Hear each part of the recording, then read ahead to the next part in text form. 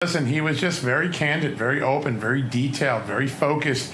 Let's start with the big thing. He clearly learned in the last few days about the grand conspiracy case that Kash Patel at the FBI opened. He embraced it. He said, I like it. It's a good approach. I didn't know about it until you reported on it, and I shouldn't need to know about it.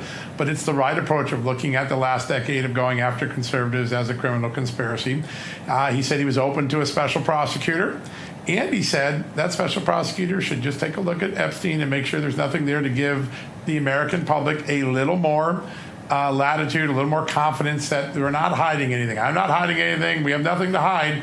But if he wants to look at anything legitimate, they're there. So I think the president's behind the special prosecutor, behind going after the last decade as a criminal conspiracy to use the judicial system to punish political enemies, and also to keep his hands off it. He said, this is in Pam and Kash's hands. They do the work, but I like the idea from what you reported. I thought that was big.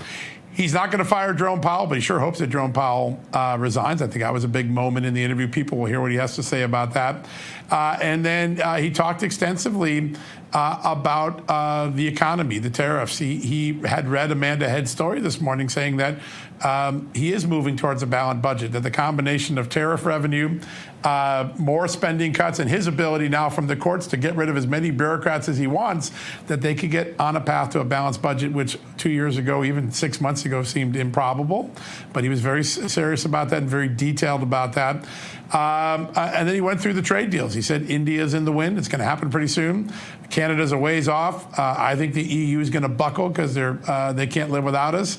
And we'll have almost all the trade deals in place in just a few weeks, and people will see the future revenues and also the future relationships we'll have for trade. So he was relaxed. He was very detailed.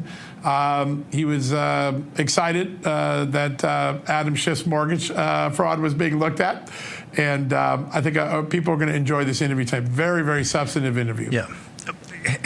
Hang on. You're already going to move markets. I want to go back before the grand conspiracy. I just want to hear you say it again. He is not going to fire Jerome Powell, because the rumor this morning on Wall Street, Powell's going to be terminated, and either Bessent or Hassett are going to step in. You're reporting right now from the president he's not going to fire Jerome Powell? I asked him, would you fire him? And he said, I'm not going to do it because they tell me it would hurt the markets. Listen, I think there's this issue with the $2.5 billion lavish remodel there that is a issue that needs to be looked at. But I hope he resigns. And I think that's where he left it. But he said, I'm not going to do it because I don't want to roil the market. So that was a pretty big moment in the interview.